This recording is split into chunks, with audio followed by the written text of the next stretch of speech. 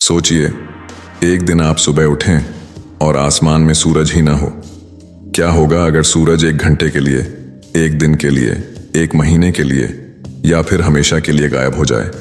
यह कल्पना ही डरावनी है, लेकिन अगर ऐसा सच में हो जाए तो धरती और हम पर इसका क्या असर होगा? आइए इस अनोखे और भयानक विचार को विस्तार से समझते हैं। सूरज की रोशनी को धरती तक पहुंचने में करीब 8 मिनट 20 सेकंड लगते हैं। इसलिए जैसे ही सूरज गायब होगा, धरती पर किसी को इसका तुरंत एहसास नहीं होगा। सब कुछ सामान्य लगेगा, लेकिन 8 मिनट 20 सेकंड बाद अचानक से दिन में ही अंधेरा छा जाएगा। ऐसा लगेगा जैसे किसी ने स्विच ऑफ कर दिया हो। पहला घंटा, जैसे ही सूरज की रोशनी बंद होगी, आसमान में अनगिनत तारे पहले से ज्यादा चमकने लगेंगे, क्योंकि अब सूरज की तेज रोशनी उन्हें ढक नहीं रही है। चांद भी गायब हो जाएगा, क्योंकि वह सूरज की रोशनी से ही चमकता है। पेड़ पौधे सूरज की रोशनी के बिना फोटोसिंथेसिस नहीं कर पाएंगे, लेकिन घबराने की जरूरत नहीं है, क्योंकि उनके पास कुछ दिनों तक ऑक्सीजन बनाने की क्षमता होगी। इंसानों और जानवरों को तुरंत कोई असर महसूस नहीं होगा, लेकिन असली समस्या धीरे धीरे शुरू होगी।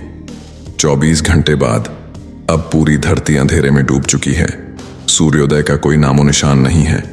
तापमान 8 डिग्री सेल्सियस से 10 डिग्री सेल्सियस तक गिर चुका है।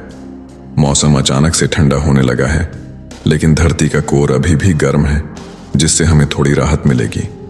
7 दिन बाद अब तक तापमान -20 डिग्री सेल्सियस तक गिर चुका है। ठंड की वजह से कई पेड़ पौधे मुरझाने लगे हैं। कुछ जानवर इस ठंड को सहन नहीं कर पा रहे हैं और धीरे धीरे उनकी मौत हो रही है। बिजली का संकट शुरू हो गया है, क्योंकि सोलर पैनल काम करना बंद कर चुके हैं। इंटरनेट और संचार सेवाएं भी धीरे धीरे ठप पड़ रही हैं। 1 महीना बाद धरती अब एक बर्फीले ग्रह में बदलने लगी है।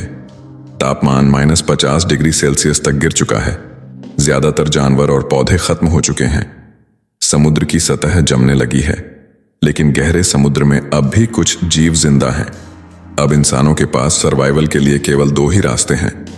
1, अंडरग्राउंड बंकरों में जाना, जहां कृत्रिम हीटिंग की व्यवस्था हो। पार्ट 2 देखने के लिए चैनल को सब्सक्राइब करें।